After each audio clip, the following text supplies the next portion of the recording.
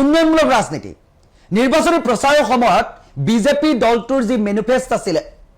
সেই তাৰ তুলনাত কংগ্ৰেছ দলৰ মেনিফেষ্টখন চালে সেই এলপি স্কুলৰ অপ্ৰিয় হলেও সঁচা কথা এলপি স্কুল অংগনবাড়ীত পঢ়াই থোৱা এ ফৰ এপল বি ফৰ বলৰ নিচিনা গৌৰৱ গগৈ ডাঙৰীয়া বিৰোধী যে ইমান শোচনীয়ভাৱে পৰাজয় বৰণ কৰিলে ইয়াৰ কাৰণটো কি বগা চাৰ্ট কলা পেণ্ট কলা জোতা টাই পাত মাৰি কোট লগাই থাকিলেই আপোনালোক নেতা নেতৃত্বৰ আসন দিব বুলি বিৰোধীয়ে ভবাটো অত্যন্ত ভুল কংগ্ৰেছ দলটোৰ আজি এই দশা কিয় হ'ল এবাৰ আপোনালোকে নিজকে প্ৰশ্ন সুধি চাইছেনে আত্মবিশ্লেষণ কৰিছেনে আজিৰ দিনটোতো দেখিলো দুগৰাকীমান গপত গংগাটো পেতিয়াও হৈ আছে নিজৰ যে ভুল হ'ল নিজৰ যে মেনেজমেণ্ট নাই নিজৰ যে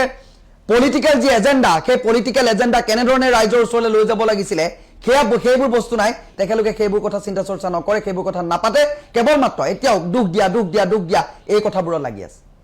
পোনপ্ৰথমে ৰাইজৰ পৰা জানিব বিচাৰিছো বিৰোধী কিয় এনেদৰে শোচনীয়ভাৱে পৰাজয় বৰণ কৰিলে আজি আলোচনা কৰিব বিচাৰিছো বিৰোধী তথা গৌৰৱ গগৈ নেতৃত্বত কংগ্ৰেছৰ বিষয়ে গপত গংগাটো হৈ থাকিলে গৌৰৱ গগৈ ডাঙৰীয়া আপোনাৰ বিৰোধী কেতিয়াও শক্তিশালী হ'ব নোৱাৰে আপোনালোকৰ মানুহবোৰে বগা চাৰ্ট কোলা পেণ্ট কোট পিন্ধিয়ে কেৱল মাত্ৰ নিজকে নেতা ফিল লৈ ঘূৰি ফুৰিলে কোনো ধৰণৰ দলীয় যি সাংগঠনিক দিশবোৰ উন্নতিৰ দিশলৈ আপুনি যাব বুলি কেতিয়াও কামনা নকৰিব আপোনালোকৰ একেবাৰে বেয়া হৈছে বুথ পৰ্যায়ৰ মেনেজমেণ্ট একেবাৰে বেয়া গৌৰৱ গগৈ ডাঙৰীয়াকো কৈছো যে সাহাবি ফিল বা আপুনি যি ধৰণে ইলেকশ্যনৰ এটা ধাৰা সৃষ্টি কৰিব বিচাৰিছে বৰ্তমান ৰাইজে কি বিচাৰিছে সেইটোৰ ওপৰত ডিপেণ্ড কৰি আপুনি ৰাইজৰ পৰা ৰাজনীতি শিকাটো প্ৰয়োজনীয়তা আছে আপুনি বুকাত ননমাকৈ খেতিৰ কথা কৈ থাকি একো লাভ নাই আপুনি পুখুৰী এটা নামি নোচোৱাকৈ কিমান দ আছে তাৰ কথা কৈ আপুনি লাভ নাই গতিকে ৰাইজে হয়তো কোনোবাখিনিত আপোনাৰ বিশ্বাস আপোনাক ভৰসা আপোনাক পৃথক বা বিকল্প হিচাপে নিৰ্বাচিত কৰিব নোৱাৰিলে বহুখিনি সময়ত আমাকো যোৰহাটৰ পৰা ফোন কৰি ক'লে যে আপোনাক বোলে সাংসদ জিকোৱাৰ পাছতে ফোনত পাবলৈও দিগদাৰ হ'ল যদি আপোনাক সেই যিসকল ৰাইজে জনতা জনাৰ্দনে জিকাই পঠালে সংসদত উদাত্ত কণ্ঠৰে নিজৰ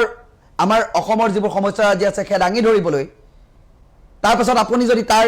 জনতাকে যদি আপুনি পিঠি দিয়ে তাৰ পাছত আৰু আপোনাক কিবা গুৰুত্ব দিয়া জানো প্ৰয়োজনীয়তা আছে আপুনি এইটো কথাও নাভাবিব যে তৰুণ গগৈ ডাঙৰীয়াৰ যিবোৰ বিচাৰ বিবেচনা আছিল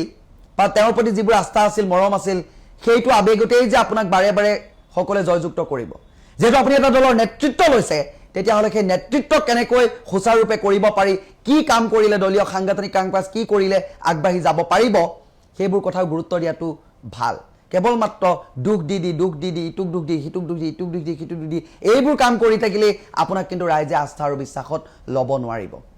এইটো বাবে আপোনালোকৰ কথাবোৰ আলোচনা কৰিবলগীয়া হৈছে গণতন্ত্ৰত বিৰোধীৰ অত্যন্ত প্ৰয়োজন বিজেপিৰ বিকল্প হিচাপে যদি আপোনালোকক কংগ্ৰেছক আনিব লগা হয় কংগ্ৰেছ দলটোৰ আদৰ্শ কংগ্ৰেছ দলটোক বিকল্প যিবোৰ আনিবৰ বাবে গুণ লাগিব সেই গুণেৰে সমৃদ্ধ হ'ব লাগিব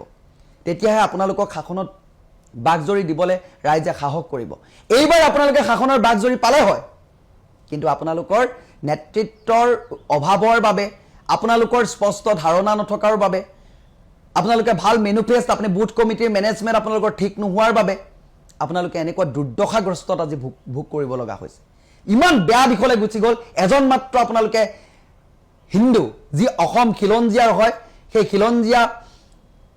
ৰাজ্যখনত আপোনালোকৰ মাত্ৰ এজন হিন্দু প্ৰাৰ্থীক জয়যুক্ত কৰিবলৈ সক্ষম হ'ল বাকি সকলো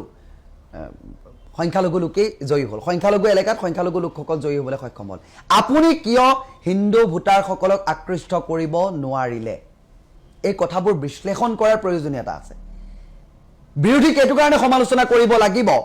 আপোনালোকে যিহেতু সদনত বহি ৰাইজৰ সমস্যা যিসমূহ সমাধান কৰিম বা আপোনালোকে ষ্টেণ্ড ল'ম বা কিবা কিবি কৈ আপোনালোকে বিৰোধীৰ আসনখনত বহি আছে গতিকে আপোনালোকৰ শুধৰণি হোৱাটো বহুত প্ৰয়োজন আপুনি যেটো পলিটিক্স কৰিব বিচাৰিছে হয় এডুকেটেড হোৱাটো মাষ্ট বি ইম্পৰ্টেন্ট তাৰ লগতে ৰাইজৰ মনৰ দুখ দশা সময় সলনি হৈছে পৰিৱৰ্তন হৈছে সকলো দেশ চাই চিতি আগবঢ়াটো আপোনালোকৰ দায়িত্ব পৰিৱেশৰ লগত খাপ খাব লাগিব খেতি পথাৰলৈ নোযোৱাকে খেতি পথাৰৰ কথা কৈ থকা মানুহে গুৰুত্ব নিদিয়ে শিকক হিমন্ত বিশ্ব শৰ্মাৰ পৰা সকলো বেয়া কাম নিশিকিলেও কেনেধৰণে মানুহৰ লগত কানেক্ট কৰিব লাগে সেই কথাটো শিকক আপুনি কমফৰ্ট হ'ব লাগিব আপুনি সকলোৱে যাতে খুব সুন্দৰকৈ যাতে লগ পাব পাৰে মনৰ কথাবোৰ ক'ব পাৰে তেনেকুৱা ধৰণে আপুনি লগ দিব লাগিব হিমন্ত বিশ্ব শৰ্মা মুখ্যমন্ত্ৰী হৈ কেনেধৰণে মানুহৰ লগত বৰ্তমান সময়ত ৰাজনীতি কৰিছে যেহেতু ৰাজনীতিত অকণমান আপুনিও ষ্ট্ৰেটাৰ্জি লগাবই লাগিব কেৱল মাত্ৰ আপুনি কেৱল আমি যাম কৰবা ৰেলী কৰিম ভাষণ দিম এইবোৰতে সীমাবদ্ধ থাকিলে আপোনালোকৰ কংগ্ৰেছ দল আৰু 20 বছৰলৈও নাহে শাসনত কথাষাৰ মনত ৰাখিবা বিৰোধী ষ্ট্ৰং হোৱাটো অত্যন্ত প্ৰয়োজন তাক লৈ এই কথাকেইটা কৈছো মনত দুখ নাপাব বিৰোধী সকলো নেতা পালি নেতাক কৈছো বহুজন মই শাসক পক্ষকো কৈছো বিৰোধীকো কৈছো এই বিষয়বস্তুবোৰ এইটো কাৰণে ক'বলগীয়া হৈছে ভৱিষ্যত বিৰোধী শাসক আৰু বিৰোধী গণতন্ত্ৰত অতিকৈ প্ৰয়োজন সদনত এতিয়া শাসকো থাকিব বিৰোধীও থাকিব বিৰোধী যেতিয়া শক্তিশালী হ'ব শাসক পক্ষ তেতিয়াহে যিকোনো কাম কৰিবলৈ তেখেতলোকে ডৰ ভয় কৰিব যেতিয়া বিৰোধী দুৰ্বল হ'ব তেতিয়া কোনো গপত গংগাটোপ হৈ নিজৰ মন উভত গুৰে নাচিবলৈ আৰম্ভ কৰিব গতিকে গণতন্ত্ৰত অতিকৈ প্ৰয়োজন বিৰোধী গতিকে আপোনালোক যদি শাসনলৈ আহিব বিচাৰে তেতিয়াহ'লে এই নেতৃত্ব গুণৰ লগতে ৰাইজৰ মনৰ অনুভৱ ৰাইজে কি বিচাৰে ৰাইজে কি ক'ব বিচাৰিছে সকলো জনাটো অত্যন্ত প্ৰয়োজন গপত গংগাটোপ হৈ চাহাবি ফিল লৈ বগা চাৰ্ট কোলা পেণ্ট কোলা জোতা কুৰ্তা পায়জামা পিন্ধি ঘূৰি থাকিলেই আপোনাক কিন্তু নেতাৰ বা আস্থা বিশ্বাসত ল'ব বুলি আপুনি নাভাবিব নমস্কাৰ মই পবিত্ৰ 2026 নিৰ্বাচনত কংগ্ৰেছৰ এই যি শোচনীয় পৰাজয় এয়া কাৰ বাবে হ'ল গৌৰৱ গগৈৰ বাবে ধ্বংস হৈ গ'ল নেকি কংগ্ৰেছ দলটো গণতন্ত্ৰত বিৰোধী অতিকৈ প্ৰয়োজন গণতন্ত্ৰত শাসক পক্ষই যাতে কোনো ধৰণৰ উভত গুৰে নাচিব নোৱাৰে তাৰ বাবে বিৰোধী অত্যন্ত প্ৰয়োজন কিন্তু বৰ্তমান সময়ত দেখিবলৈ পোৱা গৈছে 2026 নিৰ্বাচনত যেন বিৰোধীক ক্ষুণ্ণ কৰি একপক্ষীয়ভাৱে বিজেপিয়ে চৰকাৰ গঠন কৰিবলৈ সাহস কৰিলে বিৰোধী কিয় শূন্য হ'বলগীয়া হ'ল কাৰ বাবে বিৰোধীয়ে ইমান শোচনীয় পৰাজয় বৰণ কৰিবলগীয়া হ'ল গৌৰৱ গগৈৰ বাবে শেষ হৈ গ'ল নেকি কংগ্ৰেছ দলৰ এই ভেটি গৌৰৱ গগৈ ডাঙৰীয়া আপোনাক আজিৰ দিনটোত এটা কথা ক'ব বিচাৰিছো যে সাহাবী স্বভাৱ দেখুৱাই থাকিলেই বা বহুত ইংৰাজী জনা হিন্দী জনা দেখুৱাই থাকিলেই যে বিৰোধীক সকলোৱে আদৰি ল'ব তেনেকুৱা কোনো ধৰণৰ কথা নহয় আপোনালোকে হেণ্ডশেক কৰাৰ পৰা দূৰত থাকি কেৱল মাত্ৰ কৰবাত গৈ দুই এদিনৰ বাবে নিৰ্বাচনী প্ৰচাৰ কৰিলেই যেন আপোনালোকক ৰাইজে আস্থাত ল'ব বিশ্বাসত ল'ব সেইবোৰ কথা বৰ্তমান সময়ত ভবাটো মূৰ্খৰ স্বৰ্গত বাস কৰাৰ দৰে একেই কথা অপ্ৰিয় হলেও সত্য কথা কংগ্ৰেছ দলটোত অৰ্থাৎ বিৰোধীত নেতৃত্বৰ অভাৱ এজন সুদক্ষ নেতৃত্বৰ অতিকৈ অভাৱ কংগ্ৰেছ দলটো বা বিৰোধী দলটোত আৰু আনহাতে ভাৰতীয় জনতা পাৰ্টিৰ যি হিমন্ত বিশ্ব শৰ্মাৰ নেতৃত্বত যিদৰে আগ্ৰাসী মনোভাৱ লৈ যে জোৰদাৰ প্ৰচাৰ প্ৰসাৰ চলালে প্ৰতিটো ক্ষেত্ৰতে সেয়া লাগিলে সাংবাদিক মিডিয়া ক্ষেত্ৰতে হওক ছ'চিয়েল মিডিয়াৰ ক্ষেত্ৰতে হওক বা গাঁৱৰ লেভেলতে হওক সকলোতে যি আগ্ৰাসী ৰূপেৰে প্ৰচাৰ প্ৰসাৰ কৰিলে তাৰ ফলাফল বৰ্তমান পাবলৈ সক্ষম হ'ল হিমন্ত বিশ্ব শৰ্মাই আৰু দ্বিতীয়টো কাৰণ হৈছে যে দলীয় অন্তকণ্ডল কংগ্ৰেছৰ ভিতৰত এই এলপি স্কুলত পঢ়া দ্বিতীয় তৃতীয় শ্ৰেণীত পঢ়া ল'ৰা ছোৱালী গোটে কেৱল মাত্ৰ কাজিয়া আৰু কাজিয়া আজি বোলে এইটো দললে কোনোবা গ'ল আজি দলৰ নেতৃত্ব হৈ কোনোবাই কিবা কিবি গাই আছে এটা দল শক্তিশালী হ'বৰ বাবে কিমানখিনি ত্যাগ কিমানখিনি কষ্টৰ প্ৰয়োজন হয় যেতিয়া নেতৃত্বৰ ভিতৰতে খোৱা কামোৰা লাগিব সেই তৃণমূল স্তৰটোত কি হ'ব তৃণমূল স্তৰত যেতিয়া সকলো ভাঙোনমুখী হ'ব তেতিয়াই এটা দলৰ ভেটি লৰক ফৰক হ'বলৈ আৰম্ভ কৰে অৰ্থাৎ সেই তৃণমূল পৰ্যায়ৰ মানুহখিনি যদি আপোনালোকৰ লগত নাথাকে সেই কুট টাই পেণ্ডি ৰাহুল গান্ধী প্ৰিয়ংকা গান্ধী আহিলে যে দৌৰি ফুৰে লৰি ফুৰে কেকুৰা তেল নাইকিয়া কেকুৰাৰ দৰে সেই মানুহকেইটাই কিন্তু চৰকাৰ গঠন কৰি দিব নোৱাৰে কথাষাৰ মনত ৰখাটো ভাল বিৰোধীয়ে উন্নয়নমূলক ৰাজনীতি নিৰ্বাচনী প্ৰচাৰৰ সময়ত বিজেপি দলটোৰ যি মেনিফেষ্ট আছিল সেই তাৰ তুলনাত কংগ্ৰেছ দলৰ মেনিফেষ্টখন চালে সেই এলপি স্কুলৰ অপ্ৰিয় হলেও সঁচা কথা এলপি স্কুল অংগনবাড়ীত পঢ়াই থোৱা এ ফৰ এপল বি ফৰ বলৰ নিচিনা মানে গতানুগতিক আৰু চিন্তাধাৰা যে কিবা পৃথক হ'ব লাগে সেই তেনেকুৱা ধৰণৰ কোনো কথা নাই অৰুণোদয় কোনোবাই 1200 দিছে মই 2000 দিম কোনোবাই 3000 দিছে মই 30000 দিম 4000 দিম কথাটো সীমানতে সীমাবদ্ধ থাকিলে পৃথক যে কিবা এটা চিন্তা চৰ্চা কৰিব লাগিছিলে বিৰোধীয়ে সেই কথাটো তেখেতলোকে ভাবিয়ে নেপালে যাৰ পৰিপ্ৰেক্ষিতত 26ৰ নিৰ্বাচনত এনেদৰে ইমান বেয়াকৈ হাৰে মানুহ ইমান বেয়াকৈ নাহাৰে কিয় হ'ল এই অৱস্থা বিৰোধীয়ে আত্মসমালোচনা কৰাটো কিন্তু জৰুৰী আন এটা বিষয় হৈছে কা আৰু এনআৰসি এই বিষয়কেইটাৰ ওপৰতো বিৰোধীৰ স্থিতিৰ ওপৰত ৰাইজৰ প্ৰশ্নৰ উদয় হ'ল এইকেইটা স্থিতিক এইকেইটা বিষয়বস্তুৰ ওপৰত ৰাইজক স্পষ্ট এটা ধাৰণা বা বুজাই দিব পৰা কোনো ধৰণৰ ব্যৱস্থা কৰিব নোৱাৰিলে বিৰোধীয়ে যাৰ পৰিপ্ৰেক্ষিতত আজি এইদৰে মুখ ঠেকাচা খাবলগীয়া হ'ল এনআৰসি আৰু কাও হৈছে বিৰোধী হৰাৰ অন্যতম মূল কাৰণ বুথ পৰ্যায়ত সংগঠন দুৰ্বল নিৰ্বাচনত কেৱল জনসভা নহয় বুথ মেনেজমেণ্ট অতিকৈ গুৰুত্বপূৰ্ণ যিটো কথা বৰ্তমান সময়ৰ মুখ্যমন্ত্ৰী পদৰ বাবে যি দাবীদাৰ হিমন্ত বিশ্ব শৰ্মাই বহুত ভালদৰে জানে সেইবাবে বিজেপি দলটোক এই ক্ষেত্ৰত অধিক শক্তিশালী বুলি এইবোৰ দিশত গণ্য কৰা হয় যিটো কংগ্ৰেছ দলৰ ক্ষেত্ৰত একেবাৰে নগণ্য নাই বুলি ক'লেও ভুল কোৱা নহ'ব আৰু এই চতুৰ্থতে যি বিকল্প হিচাপে এখন চৰকাৰ নিৰ্বাচন কৰিবৰ বাবে জনসাধাৰণে বিচাৰিব লাগে সেই বিষয়বস্তুবোৰৰ ওপৰত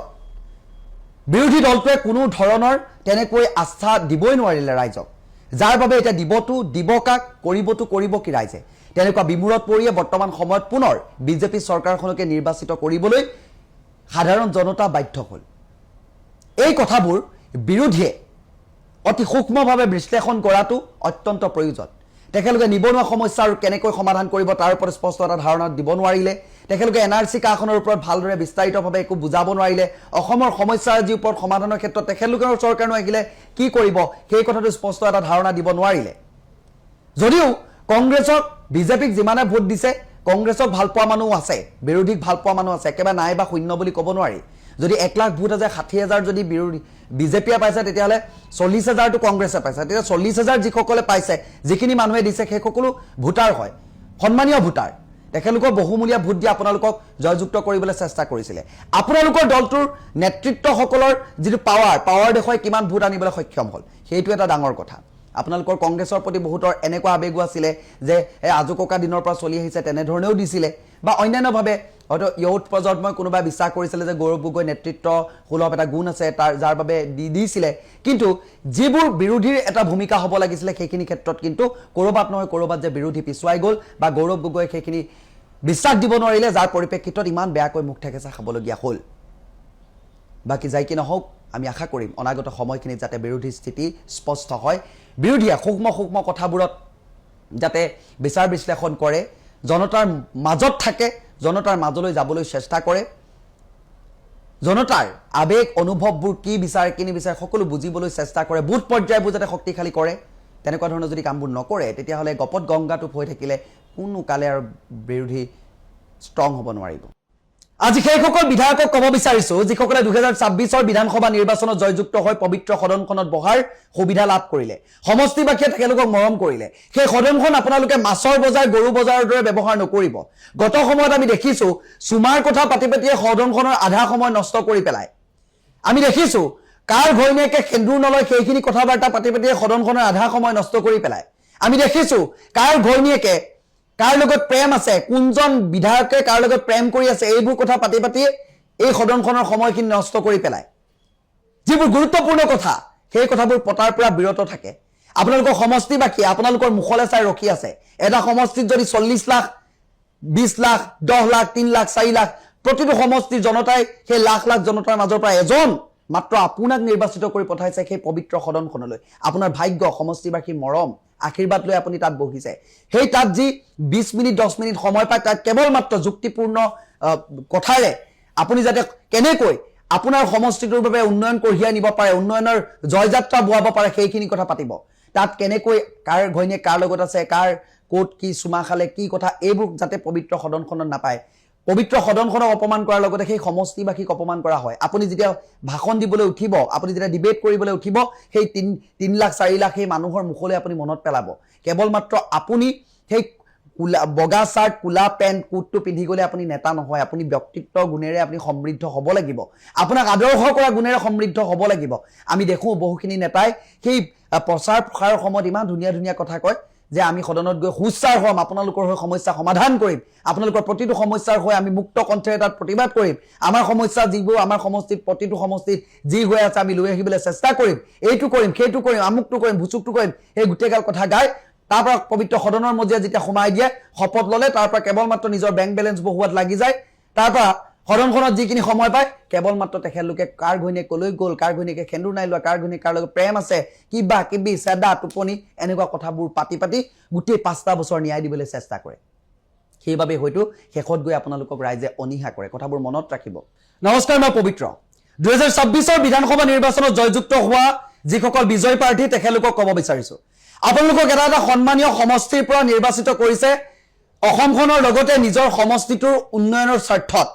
যাতে যিবোৰ সমস্যাৰাজি আছে আপোনালোকে উদাত্ত কণ্ঠৰে সদনত দাঙি ধৰিব পাৰে আৰু সেই সমস্যাৰাজিবোৰ সমাধান কৰিবৰ বাবে আপোনালোকে উঠি পৰি লাগিব পাৰে। আপোনালোকে সেই পবিত্ৰ সদনখন আপোনালোকে মাছৰ বজাৰ গৰুৰ বজাৰ নকৰিব। আপোনালোকে সেই পবিত্ৰ সদনখনত যিবোৰ যুক্তিকৰ কথা, যিমান ন্যূনতম আপোনালোকক সময় দিয়া হয় 18 মিনিট 20 মিনিট, তাত কেৱল মাত্ৰ আপোনালোকে তৰ্ক বিতৰ্ক হ'ব, তাত যাতে চুমা বাবাৰ কথা, তাত যাতে গৰু ছাগলীৰ কথা, মাছ খোৱা কথা, কাৰ ঘৈণীয়েকে সেন্দুৰ লয় কাৰ ঘৈণীয়েকে সেন্দুৰ নলয়, এইবোৰ কথা কাটি অপবিত্ৰ নকৰিব। অত বছৰে এই ৰাজনীতিৰ ধাৰাটো চলি চলি বৰ্তমান ৰাজনৈতিক প্ৰেক্ষাপটটো এক বিজতৰে কৰাৰ লগতে বৰ্তমান সময়ত সদনখনৰ মান মৰ্যাদাও লাঘৱ কৰা আমি দেখিবলৈ পাইছো। উঠি অহা প্ৰজন্মই বৰ্তমান সময়ত ৰাজনৈতিক প্ৰেক্ষাপটলৈ যিসকলে ঢাপলি মেলিছে সেইসকলেও যাতে কাইলৈ নিৰ্বাচিত হৈ তেখেতলোকেও সদনত সোমাই নিজৰ যুক্তি দাঙি ধৰিব নোৱাৰি কেৱল মাত্ৰ চুমা বাবা, হাঁহি বাবা, সেন্দুৰ নোলোৱা, বাংলাদেশী, কিবা কিবি আমুকৰ পাকিস্তানৰ এজেণ্ট, কিবা কিবি বিজতৰে যুক্তি উলিয়াই যাতে সদনখন গত সময়খিনিৰ দৰে অপবিত্ৰ নকৰে। এই বৰ্ষটোত আমি আশা কৰিছো যাতে এই বৰ্ষটোৰ পৰা আৰম্ভ হওক এক নতুন ধাৰাৰ সদনখনত যোনজন প্ৰাৰ্থীকে যিমান সময় প্ৰদান কৰা হয় সেই প্ৰাৰ্থীজনে যাতে সেই সময়খিনিৰ মূল্য বুজি পায়, সেই প্ৰাৰ্থীজন সেই সদনত ভাষণ দিবলৈ উঠোতেই বা নিজৰ মন্তব্য ৰাখিবলৈ উঠোতেই যাতে সেই সমষ্টিবাসীৰ মুখলৈ মনত পৰে যে কিয় মোক আজি লাখ লাখ জনতাই এই সদনখনলৈ ইমান লাখ লাখ জনতাৰ মাজৰ পৰা নিৰ্বাচিত কৰি পঠাইছে। এটা সমষ্টিত যদি 3 লাখ 4 লাখ ভোটাৰ থাকে, 4 লাখ ভোটাৰে আপোনাৰ মুখলৈ চাই বাট চাই আছে যে আপুনি কিবা এটা সদনত ক'ব আৰু তাৰ বিধানসভাত ক'ব, তাৰ পৰিপ্ৰেক্ষিততে সেই সমষ্টিটোৰ উন্নয়ন হ'ব। কিন্তু আপুনি আহি যদি ইয়াত মাছৰ বজাৰ গৰু বজাৰ, কাৰ ঘৈণীয়েকৰ লগত কাৰ প্ৰেম আছে, কিবা কিবি একদম তৰল কথাবোৰ পাতি পাতি সময় নষ্ট কৰি কেৱল মাত্ৰ সেই বিধায়ক পদটোক অপমান কৰা হ'ব। প্ৰথম কথা, সেই সমষ্টিবাসীক অপমান কৰা হ'ব। আপোনাক কেৱল মাত্ৰ ফিটা কাটিবলৈ বিধায়ক পতা নাই, কৰবাৰ ৰাস্তা পদূলি আপোনালোকক ৰাস্তা পদূলিৰ ফিটা কাটিবলৈ কেৱল বিধায়ক পতা নাই, আপোনালোকক কেৱল মাত্ৰ ভাষণৰ ফুলজাৰি মাৰিবলৈ বিধায়ক পতা নাই। আপোনালোকে মুখেৰে কথা কওক, হাতেৰে কাম কৰক, কৰি দেখুৱাওক, হাতে কামে কৰি দেখুৱাওক। আপোনালোকে যদি কৰি দেখুৱাব পাৰে প্ৰত্যেকজনে আকৌ ভোট ভিক্ষা কৰিবলৈ যাব নালাগে। আপোনালোকে আকৌ এবাৰ মাত্ৰ ক'লেই হ'ল যে মই অহাবাৰ নিৰ্বাচনত প্ৰতিদ্বন্দ্বিতা কৰিছো, আপোনালোকে মোক আকৌ আগৰ দৰে মৰম দিব, আপোনালোকক আপুনি দিব। আপোনালোকক কিয় বিত্ৰে কৰে? আপোনালোকে পথাৰত নানামে আপোনালোকে বোকাৰ কথা পাতে, সেইটো কথাই আপোনালোকে বোকা কিমান আছে গম নাপায়, কিন্তু আপোনালোকে ধান চাউলৰ কথা পাতে। পুখুৰীত দ কিমান আপোনালোকে নামি নাচায়, কেৱল মাত্ৰ ওপৰৰ পৰাই ৰৈ গোটেই প্ৰেডিকশ্যনটো কৰিয়ে পেলায়। এই এনেকুৱা ধৰণৰ ধাৰণাবোৰৰ বাবে আপোনালোকক ৰাইজে বেয়া পায়, সমষ্টিবাসীয়ে বেয়া পায়। সেইবাবে কৈছো গত সময়খিনিত আমি দেখিলো আমি পবিত্ৰ সদন, যিখন সদনৰ পৰাই সমগ্ৰ অসমখনৰ চিন্তা চৰ্চাবোৰ চলে, এটা মগজুৰ দৰে কাম কৰে দিছপুৰ, যি দিছপুৰৰ পৰাই সৃষ্টি হয় সমগ্ৰ কেনেকৈ বিভাজন কৰা হ'ব, কেনেকৈ ভাগ ভাগ কৰি দিয়া হ'ব, কেনেকৈ কামবোৰ কাক কাক অৰ্পণ কৰা হ'ব, ইয়াতে সপোন ৰচে, ইয়াৰ পৰাই সপোন ৰচি জনতাৰ আশা আকাংক্ষাবোৰ পূৰণ হয়। কিন্তু ইয়ালৈ নিৰ্বাচিত কৰি পঠিওৱা একাংশই বৰ্তমান সময়ত গত সময়তো আমি দেখিবলৈ পাইছো সদনখন একেবাৰে মাছৰ বজাৰ, পাচলি বজাৰ, গৰু বজাৰৰ দৰে চিঞৰ বাখৰ কৰে। আপোনাৰ মৰ্যাদা থাকিব লাগিব, আপুনি গুণসম্পন্ন ব্যক্তি বুলি ভাবি, আপোনাক এডুকেটেড ব্যক্তি বুলি ভাবি, আপোনাৰ ব্যক্তিত্ব দেখি আপোনালোক নিৰ্বাচিত কৰি পঠাইছে। সেই সময়ত আপোনালোকে কোলা পেণ্ট বগা চাৰ্ট পিন্ধি আপোনালোকে কেৱল মাত্ৰ ভাষণৰ ফুলজাৰি মাৰি কেৱল নেতা ফিল এটা দেখুৱাই এইখিনি সময়তো আপুনি লাখে লাখে টকা দৰমহা পাব, নিজৰ সম্পত্তি পাহাৰ গঢ়িব, তাৰ লগতে আপোনাৰ জীৱন উন্নতি হ'বই। কিন্তু সেই সমষ্টিবাসীৰ কথাও অকণমান ভাবিব। আপোনাক যিটো একদম ক্ষুদ্ৰ ঘৰৰ ল'ৰা বুলি নিৰ্বাচিত কৰি পঠিয়ালে কেৱল মাত্ৰ আপোনাৰ ফৰ্চুনাৰ গাড়ী দুখন কেনেকৈ বেছি হয় বা আপোনাৰ সম্পত্তি কেনেকৈ বেছি হয়, এইখিনি কথাতে কেৱল লাগি নাথাকিব। আৰু সদনখনত এই যুক্তি বা ডিবেট যেতিয়া হয় তৰ্ক বিতৰ্ক হয় তাত অংশগ্ৰহণ কৰিব ডিবেট যদি 20টা হয় দুটা ডিবেটত অংশগ্ৰহণ কৰি বিধায়কৰ ভূমিকা পালন নকৰিব তাত আপোনাক টোপনিয়াবলৈ পঠিওৱা নাই তাত আপোনাক কেৱল মাত্ৰ সুমাৰ কথা পাতিবলৈ পঠিওৱা নাই কথাবোৰ সেইটো মানে বৰ্তমান মাজত মাত্ৰ কেইটামান দিন আছে কেইটামান দিনত মানে 12 মে তাৰিখে যেটো শপত গ্ৰহণ হ'ব গতিকে সকলোকে শুভেচ্ছা জনাইছো যিসকল দলে প্ৰাৰ্থীয়ে বিজয় সাব্যস্ত কৰিবলৈ সক্ষম হ'ল পবিত্ৰ সদনৰ মজিয়াত বহিবলৈ সক্ষম হ'ল তেখেতলোকৰ ভাগ্য লগতে সমষ্টিবাসীৰ মৰম সকলোৰে লগত আছে গতিকে আপোনালোকৰ পৰা আমি বহুত আশাৰে বহুখিনি কথা আশা কৰোঁ আপোনালোকৰ পৰা বিজতুৰীয়া মন্তব্য বিজতুৰীয়া কিছুমান কথাবাৰ্তা আশা নকৰোঁ নৱপ্ৰজন্মই আপোনালোকৰ মুখলৈ চাই আছে আপোনালোক কাৰোবাৰ আদৰ্শ হওক আপোনালোক কাৰোবাৰ বাবে কলংকৰ দাগ ৰখা ব্যক্তিলৈ ৰূপান্তৰিত নহব আপোনাক যাতে পিছৰ প্ৰজন্মই সেইজনকনো ফলো কৰে নে সেইজনটো ব্যক্তি হ'ব পাৰে সেইজন জননেতা আছিলে নে থুই ঠাই কৰিবলগীয়া নহয় সেনেকুৱা কামবোৰ কৰিব সদনখন মাছৰ বজাৰ গৰু বজাৰ দৰে আপোনালোকে ব্যৱহাৰ নকৰিব সেইখন এখন পবিত্ৰ সদন হয় সদনখনৰ মৰ্যাদা অক্ষুণ্ণ ৰাখিব বুলি প্ৰতিজন ব্যক্তিয়ে আশা